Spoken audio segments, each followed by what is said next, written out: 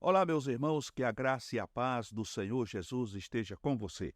Estamos de volta mais uma vez para juntos estudarmos mais uma lição da Escola Bíblica Dominical e desta feita vamos estar estudando a revista de adultos da editora Betel, que traz por tema nesse trimestre Família, um projeto de Deus, moldando lares estruturados, saudáveis e estabelecendo um legado de valores segundo a Bíblia Sagrada.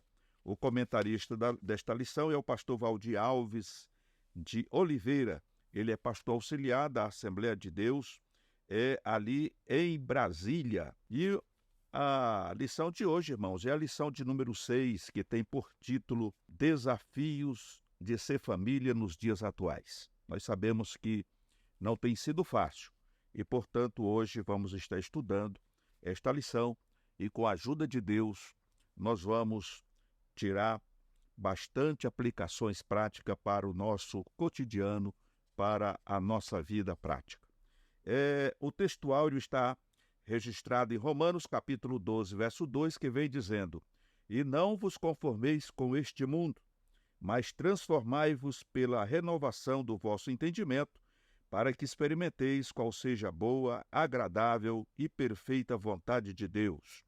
A verdade aplicada diz ainda: família cristã é aquela que crê no Senhor Jesus Cristo como Senhor e Salvador e procura viver de acordo com os princípios da palavra de Deus.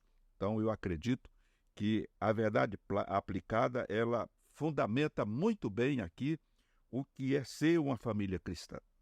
Os objetivos da lição de hoje, o primeiro deles é mostrar os desafios da família na sociedade. Segundo, diagnosticar os problemas que afetam o próprio lar. E terceiro, explicar como lidar com os problemas familiares.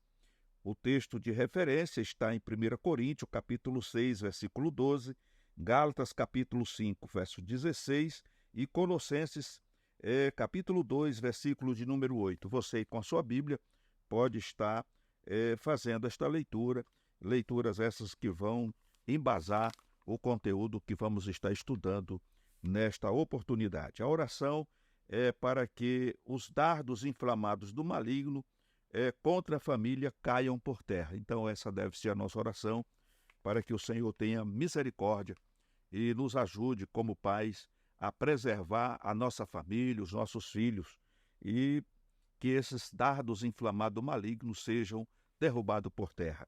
Louvado seja o nome do Senhor. Meus queridos, esta lição objetiva mostrar as dificuldades de manter uma família estruturada, sólida e harmoniosa, conforme a palavra de Deus nos dias de hoje. Não é fácil viver em família, mas devemos lutar pela nossa família. Toda família, irmãos, ela, como falamos na lição anterior, toda família passa por conflitos, por tribulações, né? Mas nós precisamos estarmos alinhados com a palavra de Deus para que essas dificuldades elas possam ser contornadas, elas possam ser resolvidas e assim possamos estar sempre em paz com a nossa família e lutando por ela. Louvado seja o nome do Senhor. No primeiro tópico, nós vamos ver aqui sobre os desafios da família na sociedade. Então, o comentarista começa dizendo que não é fácil ser família na atualidade. As rápidas mudanças sociais, costumes e hábitos, novas leis aprovadas contra a família tradicional e outras leis em andamento, o desenvolvimento das comunicações e o avanço tecnológico nos traz uma sensação de progresso, mas, por outro lado, um lixo venenoso que, aos poucos, vai adentrando os lares e destruindo toda uma formação moral e ética em que se fundamentam os valores cristãos. O homem de Deus deve fugir dos males, seguir a justiça, a piedade, o amor e combater o bom combate da fé, conforme está registrado em 1 Timóteo, capítulo 6, do verso 11 a 12. Então, essa é a realidade da sociedade, né, que nós estamos vivendo hoje, nesse chamado pós-modernidade, aonde, por um lado, a tecnologia tem tido um avanço, né, extraordinário e, como vamos ver nesta lição, muitas vezes nós não estamos sabendo tirar o máximo de proveito dela. E muitas vezes tudo aquilo que está vindo de fora está sendo absorvido pela família, ao ponto de muitas vezes ficarmos dentro de uma casa mais isolados uns dos outros, porque cada um está vivendo ali dentro do seu mundinho, né, ou do seu mundo, né, virtual. Então isso tem trazido e tem sido um perigo muito grande para a família. Um outro ponto que nos chama a atenção aqui é sobre a mudança cultural, né, pós-modernidade.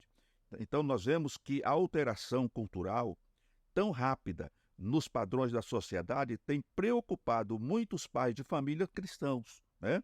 Pois a cultura não é algo estático ou imutável, mas sim algo dinâmico que se modifica de maneira constante no meio em que vivemos e de acordo com as relações sociais. Já estamos vivendo a hipermodernidade, onde as características marcantes são a ausência de valores, regras imprecisas, individualismo, pluralidade, mistura do real e do imaginário ou virtual, relativismo exacerbado, espontaneidade e liberdade de expressão. O sistema baseado em ensinamentos humanos, conforme registra Colossenses 2:22. Tempos difíceis, homens amantes de si mesmo, desobedientes, ingratos, mais amigo dos prazeres do que amigo de Deus, conforme registra 2 Timóteo, capítulo 3, e versículo de número de 1 a 5. Bendito seja o nome do Senhor. Então isso, irmãos, é praticamente natural na sociedade de hoje, né? As pessoas, elas estão cada uma dentro do seu espaço, do seu mundo virtual, e as coisas elas têm mudado. Então já não existe mais aquela convivência familiar, já não existe muitas coisas, se perdeu pelo caminho, porque a modalidade hoje você conversar com as pessoas por meio da tecnologia. E nós vamos ver que muitas pessoas dentro da própria casa já não conversam com o outro. Eles conversam através dos aplicativos que existem por aí, que são centenas de aplicativos. Então as pessoas hoje convivem. Estou lá no quarto, lá no meu mundinho trancado, e eu preciso falar com alguém dentro da casa, então eu chamo ele pelo aplicativo e converso com ele. Isso é uma lástima, porque pouco a pouco as coisas estão sendo mudadas e se afastando do Deus vivo e verdadeiro, perdendo a comunhão familiar, e isso tende a trazer conflitos muito grandes. Veja, irmãos, que sobre Romanos capítulo 12, verso 2, a Bíblia de Estudo Pentecostal, ela vai nos orientar, em primeiro lugar, devemos reconhecer que o presente sistema mundano é mau. Então, isso é fato. Então, nós estamos vivendo num mundo mau, num mundo que não quer o bem de ninguém. Pelo contrário, procura a destruição, conforme está registrado em Atos capítulo 2, verso 40, e Gálatas capítulo 1, verso 4, e que está sob o controle de Satanás, conforme João capítulo 12, 31 e 1 João 5 e 19. Então o Senhor diz, o mundo jaz no maligno. O mundo jaz no maligno, ele se torna um mundo mau.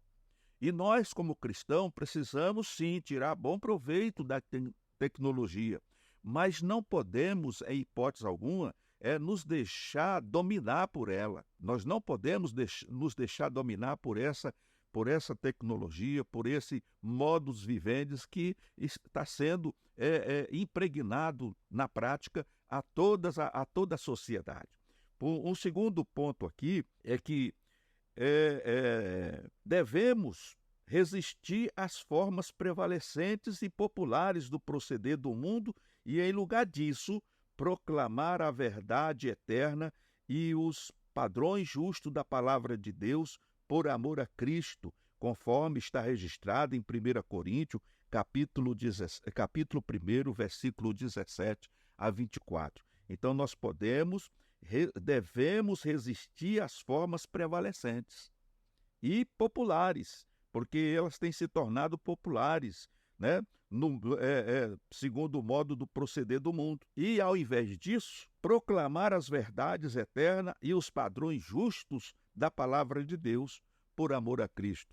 Então, quando nós fazemos uso de toda a tecnologia que surge para o bem da humanidade, né, a serviço de Deus, nós estamos contribuindo para ganhar almas para o Senhor Jesus. Mas o que tem acontecido é o contrário disso. Nós estamos nos deixando influenciar pelas coisas que vêm aí, né, que estão vindo, que estão surgindo, e isso tem trazido prejuízos incalculáveis para a nossa vida física, moral e espiritual. Então, precisamos tomar muito cuidado com isso. E, em terceiro lugar, nós devemos desprezar e aborrecer aquilo que é mal, amar aquilo que é justo, né? Conforme registra 1 João, capítulo 2, versículo 15 a 17, e não ceder aos vários tipos de mundanismo que rodeiam a igreja. Então, precisamos nunca aceitar, né, as mudanças de valores, né, esse individualismo, essa pluralidade, essa mistura do real e do imaginário ou do virtual, essa questão do relativismo e etc. Nós não podemos aceitar isso de maneira nenhuma, mas precisamos rejeitar veementemente para que nós possamos continuar na comunhão de Deus e do Espírito Santo, meus amados irmãos. Em quarto lugar, devemos conformar a nossa mente à maneira de Deus. Devemos permitir que nossos planos, alvos e aspirações sejam determinadas pelas verdades celestiais e eternas, e não por este presente século mau, profano e passageiro. E é exatamente isso o ponto, é esse o ponto. Tudo que existe hoje, irmãos, é passageiro, mas aquele que faz a vontade do Senhor permanece para sempre. Por isso, o texto sagrado diz, não ameis o mundo e nem o que no mundo há. Por quê? Porque o nosso compromisso não é com este mundo. O nosso compromisso é com Deus. Nós devemos amar a Deus e estar debaixo da potente mão de Deus, em obediência à sua palavra, vivendo no temor do Senhor e cumprindo as suas ordenanças, conforme Jesus nos orienta. Ide por todo o mundo e pregai o evangelho a toda criatura. E se a tecnologia está aí hoje, ela precisa ser utilizada, como estamos fazendo aqui, para levar a você e a todos quanto tiver oportunidade de ver e ouvir estas mensagens, que há um Deus poderoso que salva, um Deus que transforma, um Deus que moraliza e que faz do vil pecador uma nova criatura e coloca ele assentado como príncipe nas regiões celestiais em Cristo. Bendito seja o nome do Senhor. O segundo ponto que precisamos atentar é sobre a interferência do poder público. Por quê? Porque as novas leis aprovadas ou a serem aprovadas no parlamento mexem diretamente com a família.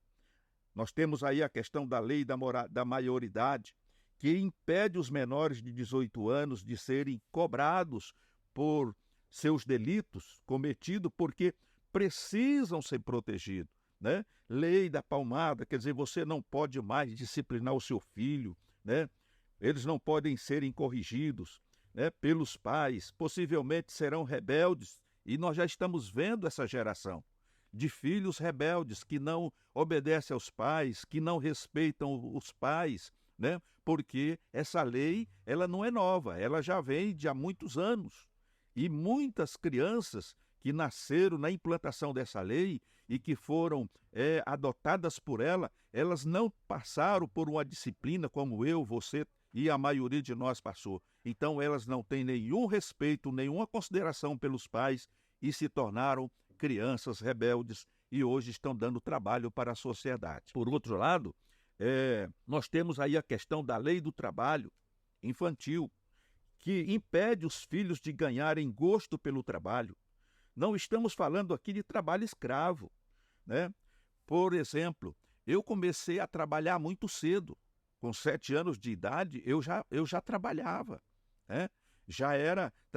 Trabalhei numa oficina mecânica como aprendiz. Depois eu fui trabalhar num posto de gasolina. Enfim, eu fiz várias coisas para ganhar o meu dinheirinho. E como é bom ganhar o dinheirinho, né? Meus filhos entraram numa empresa como aprendiz e hoje são pessoas de bem, trabalham, têm as suas vidas consolidadas, né? Financeiramente, familiarmente. Por quê? Porque naquela época ainda não era, né, proibido esse tipo de trabalho. As crianças, elas tomavam gosto pelo trabalho. Hoje é proibido. A criança fica na frente do videogame, vendo muitas vezes coisas violentas, e depois de uma aula, de uma escola dessa, né, de formados, porque isso traz uma formação, eles saem para a rua para praticar aquilo que eles aprenderam por muito tempo na frente da televisão, com os videogames, com muitos aplicativos de violência, etc. Crianças que muitas vezes vão para a escola e começam a machucar outras crianças, atirar em criança, esfaquear a criança. Nós temos visto isso nos jornais. Agora, a culpa é da sociedade?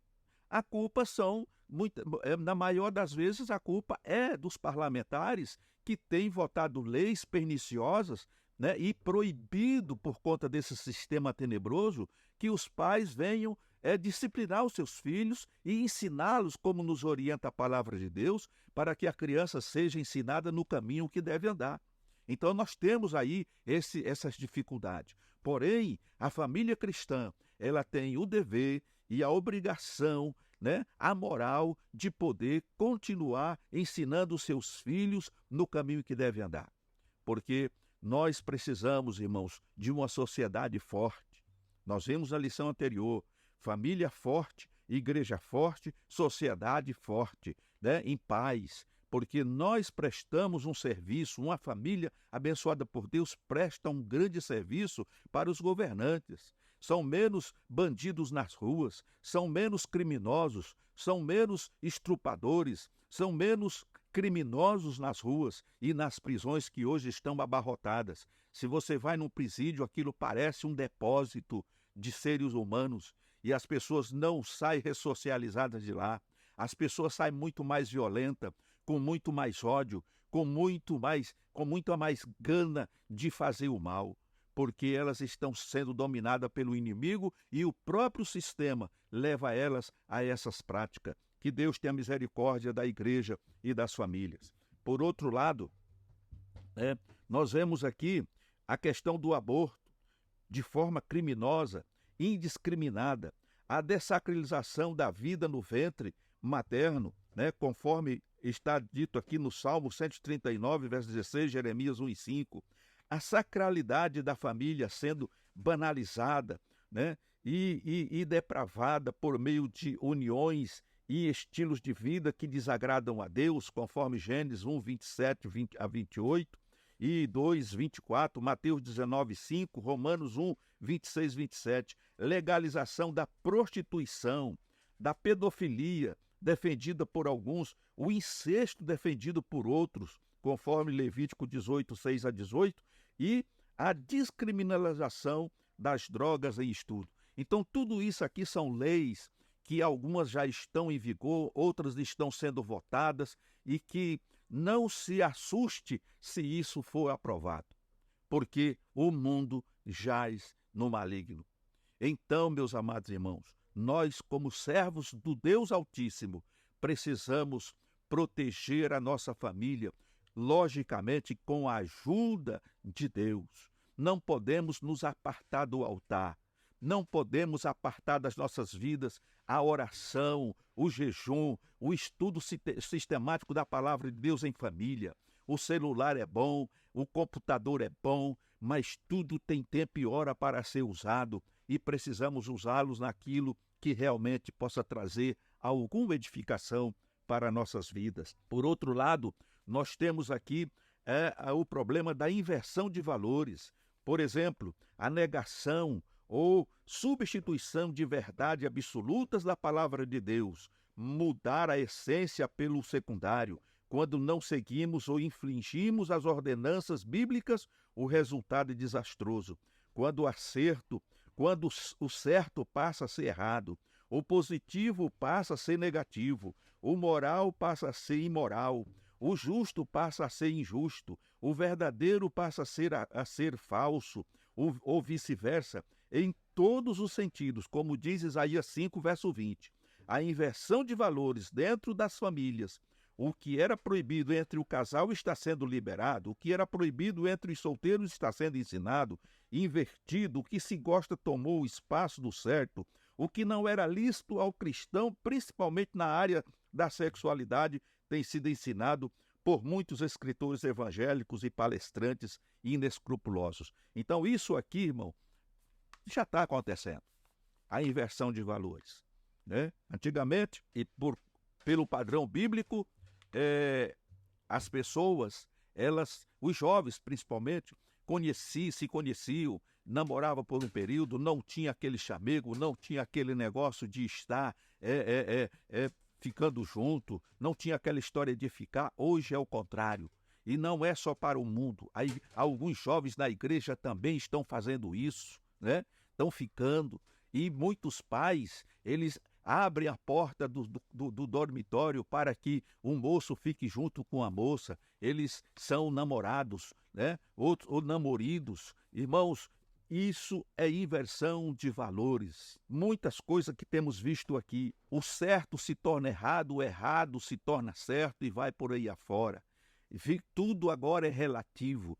Nós, como igreja do Senhor, como família cristã, precisamos vigiar para que não venhamos cair nesse laço do inimigo, porque, como tenho dito, o mundo jaz no maligno. Bendito seja o nome do Senhor. Então, irmãos, no segundo tópico, nós temos aqui também os problemas que têm surgido dentro do lar. E, normalmente, jogamos a culpa só na sociedade. Não, é quando uma criança, quando um adolescente pratica o mal, aquele problema aconteceu exatamente por culpa da sociedade. Então veja, mas temos culpa no cartório também. O individualismo, casais andando só separados, casados querendo viver a vida de solteiro, casados dormindo em quarto diferente, por qualquer conflito, alguns vivendo até em tetos diferentes. A mulher mora numa casa, a esposa mora numa casa e o esposo mora em outra. A disciplina familiar entregue a terceiro, deixando muito a desejar. A falta de planejamento financeiro, causando dissensões na família. Então, será que você já não viu isso acontecer? Será que você não conhece alguém que esteja vivendo isso? As pessoas, elas estão separadas dentro de casa, convivem muitas vezes no mesmo teto ou não. Ou então a esposa dorme num quarto, o marido dorme no outro. Na frente das pessoas, elas se apresentam como sendo um casal perfeito, mas dentro de casa elas estão separados de corpo e alma. Ou então estão morando em outras casas. A mulher mora numa casa, o marido mora em outra casa. Isso, irmão, são problemas que têm surgido por conta dessa situação, desse sistema, né? Desse sistema corrompido que o mundo está enfrentando nesse chamado pós-modernidade. O outro ponto é a questão da falta de disciplina familiar. Disciplina se refere à obediência aos preceitos, às regras, respeito, a uma autoridade destinada a manter a boa ordem. Hoje estão confundindo a autoridade com a amizade, né? Por quê? Porque está faltando ensinamento, faltando normas ou a cobrança das normas, conforme está registrado em Provérbios 29, verso 17 a 18.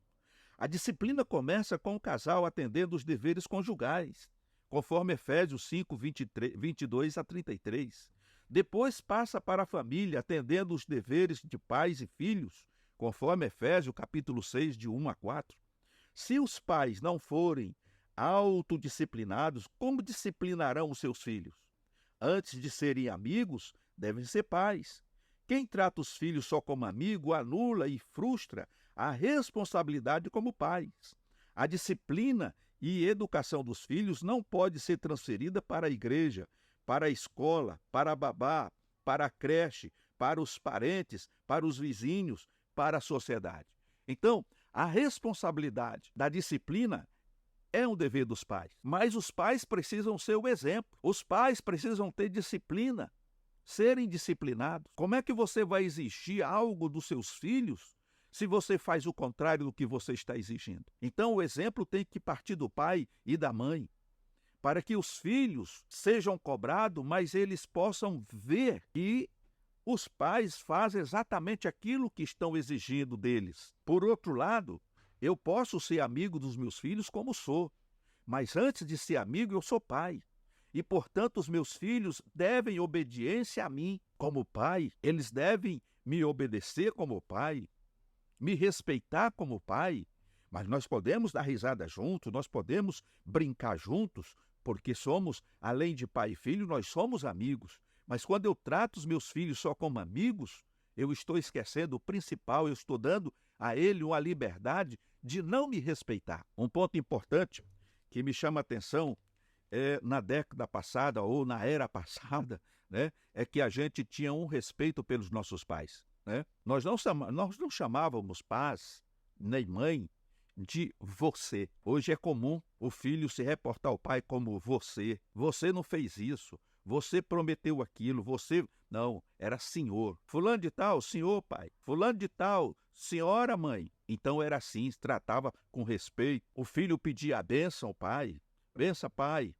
Se saía, pedia a bênção. Se voltava, pedia a bênção. Se ia dormir, pedia a bênção ao pai. Hoje, né, não fala nada e muitas vezes fala bom dia, pai. Boa tarde, pai. E aí, coroa? É assim que nós estamos vivendo hoje. Ao invés, né, do pai ter o controle e a autoridade sobre a família, sobre os filhos, é os filhos que estão tendo autoridade e controle sobre os pais. E isso é prejudicial ao bom andamento da família dentro dos preceitos da palavra de Deus. Um outro ponto é a questão do choque de gerações entre pais e filhos. O que era, não é mais. Os filhos chamam os pais de quadrado, obsoletos, arcaicos. Os pais não entendem os filhos. Uma geração tem que entender e respeitar a outra. Os filhos não aceitam o não sem explicação. Não adianta proibir. Há necessidade de ensinar, colocar a responsabilidade sobre eles, ensiná-los a usar a consciência, pois cada um dará conta de si mesmo, conforme registra Ezequiel, capítulo de número 18, verso 20, Romanos, capítulo 14, verso 2. Há falta de comunicação, né? A ausência de diálogo entre pais e filhos. Os filhos são instruídos pelos meios de comunicação, pela internet, na rua, na escola, pelos amigos. Os pais não influenciam mais os filhos, nem dão exemplo para os filhos seguirem. Em muitos lares, os filhos é que estão influenciando os pais e chegam a dar ordem para os pais. Você viu que coisa triste? É isso que tem acontecido, porque os pais perderam a mão, porque têm acreditado nas leis que estão sendo implantadas no nosso país, principalmente. Não educam. E hoje tem uma outra agravante. A criança, dependendo da idade que ela está, se você ameaça ela liga para a polícia, porque elas são orientadas na escola, são orientadas pelos amiguinhos. Olha, se ele te ameaçar, se ele fizer isso ou aquilo, você liga para esse número aqui, eles vão ser presos. Então, irmãos, nós precisamos saber andar no meio de uma geração corrompida. E para saber andar no meio dessa geração corrompida, é preciso ter temor de Deus e estar alinhado com a vontade de Deus. Bendito seja o nome do Senhor. Um outro ponto aqui é a questão da má gestão financeira na família. Por quê? Porque um dos maiores desafios para o casamento são as finanças. Nem sempre o dinheiro sobra ou dá para comprar tudo aquilo que queremos. Nunca se deve gastar mais do que se ganha. Quando não se pode otimizar as entradas financeiras, corta-se as saídas de caixa. Necessário fazer o orçamento mensal e colocar por prioridade o que é essencial. O orçamento é uma ferramenta de planejamento para acompanhar as entradas e saídas de caixa. Se o orçamento está apertado, compre um bem de cada vez. Evite o consumismo, mesmo que haja dinheiro disponível. Todos os nossos recursos foram dados por Deus, por isso devem ser administrados da melhor maneira possível, conforme está registrado em Eclesiastes, capítulo 5, 19. O diálogo entre o casal na área das finanças é de suma importância para a harmonia no casamento, conforme Provérbios, capítulo 15, verso 17. Melhor dizendo, Provérbios, capítulo 15, 16 e capítulo 17, verso 1. Portanto, irmãos, um dos problemas que tem causado bastante dores de cabeça para famílias é a questão das finanças. Então precisa ser administrado. A palavra de Deus diz que todas as coisas me são lícitas, mas nem tudo convém. Então, é lógico que dentro de um lar ou de uma residência, digamos assim, muitas coisas a irmã, né, gostaria de ter, né? Às vezes um utensílio doméstico, às vezes trocar aquele sofá, às vezes trocar aquela estante, aquela geladeira, enfim. Mas o bom senso nos diz para nós não nos endividarmos, entrar muitas vezes no cartão de crédito e depois não ter condições de pagar o cartão de crédito e aquilo vai virar uma bola de neve. Você vai ficar muitas vezes prejudicado aí na praça, sem poder comprar nada, né? Enfim, cair na mão de agiotas, né? Pagar juros exorbitantes. Então, é devagarinho que se vai ao longe. Então, devagarinho vai comprando, dentro do orçamento, aperta um pouquinho ali, compra uma coisa. Quando termina de pagar aquela, compra outra e assim sucessivamente. E devagarinho você vai montando a sua casa, reformando a sua casa. Muitas vezes vai dando, né, fazendo uma manutençãozinha no seu carro e vai juntando, economizando até que você chega no ponto de ter condições de dar entrada no outro carro, ou dar esse carro de entrada no outro e assumir uma prestação que não venha desfalcar, né, muitas vezes, né, o orçamento e trazer prejuízos para a sua família. Então, tudo tem que ser pensado, tudo tem que ser, né, colocado no papel e tem que obedecer às regras, né? Não adianta fazer aqui um esboço do que posso, do que não posso e depois passar por cima e enfiar a cara e fazer aquilo que não convém. Então, quando a gente obedece o que a Bíblia nos orienta, nós não temos e jamais teremos problema na gestão financeira, né, na nossa família. O terceiro tópico vem falando sobre a consciência do casal diante dos desafios. Por quê? Porque antes a cultura anticristã vinha só da sociedade, dos meios de comunicação, agora alcança o seio da igreja com pensamentos liberais, favoráveis à liberdade e abolição conservadora. Liberdade total em nome do amor, da graça e da misericórdia. Então esse é um ponto que nós temos enfrentado no meio cristão, né, nas igrejas principalmente, porque o pecado, né, ou o mudanismo tem entrado disfarçado de santidade e de coisa verdadeira, né? Devagarinho tem sido disseminado no meio da igreja. Então, é preciso tomar cuidado. E um dos pontos que nós precisamos ter bastante atenção, ou dar bastante atenção, é no problema do divórcio por incompatibilidade de gênero. Veja, irmãos, que se todas as pessoas fossem entrar ou sair de um casamento por conta de incompatibilidade de gênero, não teria ninguém mais casado, né? Quem disse que precisa ter uma compatibilidade total das duas personalidades para que o relacionamento dê certo? Se todas as incompatibilidades de gêneros levassem ao divórcio, não teríamos mais ninguém casado. As diferenças são desafios inevitáveis no casamento. A compreensão do ponto de vista um do outro é papel fundamental. As diferenças dão o colorido e a diversidade e o sabor. Já pensou se todos pensassem iguais ou tivessem os mesmos sabores e gostassem das mesmas cores? O mundo seria monótono. As diferenças são as oportunidades de crescermos uns com os outros. Então, essa questão de gênio diferente, isso vai acontecer sempre. É natural e é normal, porque são duas cabeças pensantes. A Bíblia diz que quando o homem deixa a casa do seu pai e da sua mãe, se une à sua mulher, se torna uma só carne.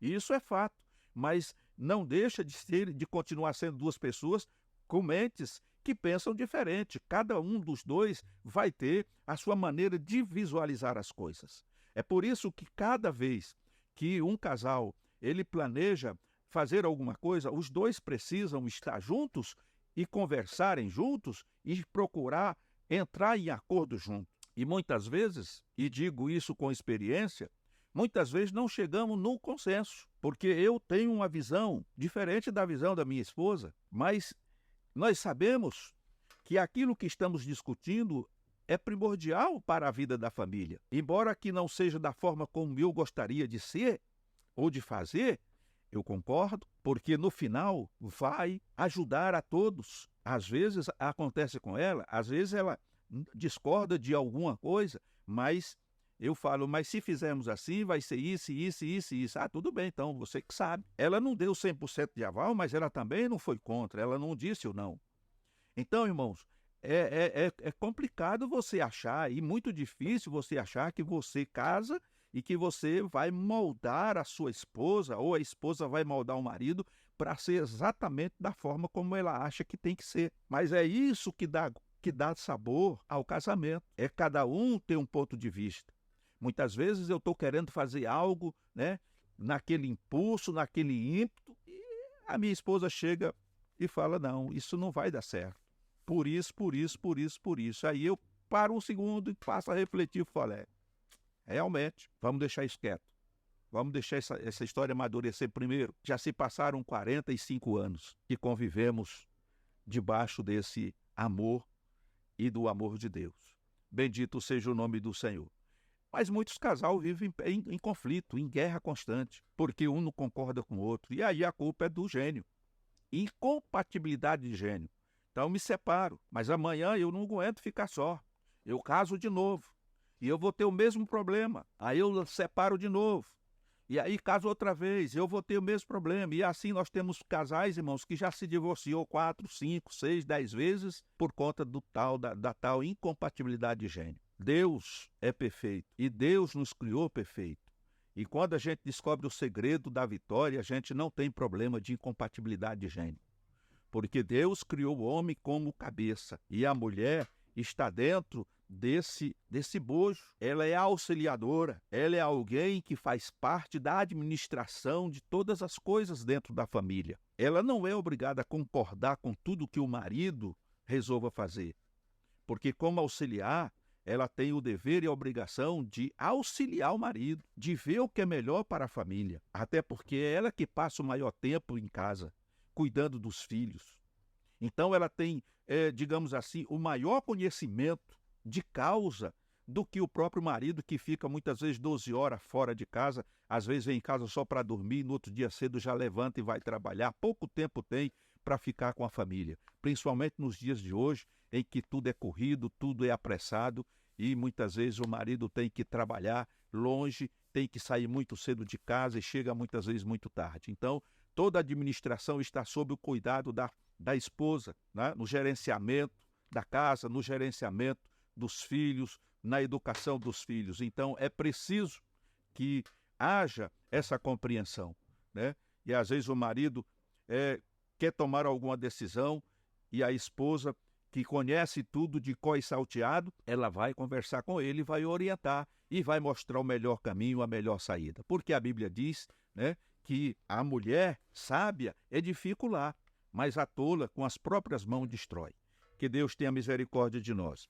Um outro ponto aqui que nós precisamos atentar é na questão dos ataques que vêm de todos os lados para desconstruir os valores cristãos. Ataques da sociedade organizada, ataques dos congressistas, né, que já falamos deles aí, né, com leis esdrúxulas, ataques da justiça, conforme registra Isaías 64, verso 6, ataque do inimigo de nossas almas, 1 Pedro 5:8, devemos vigiar e orar, porque os ataques são frequentes e o mundo jaz no maligno, 1 João 5:19. Precisamos de igrejas fortes, 1 Timóteo 3:15, para serem guardiãs dos princípios éticos e morais fundamentais contra os ataques da família. Então, esses pontos, eles são importantes, porque nós estamos vivendo numa sociedade corrompida, irmãos. Essa é a grande verdade.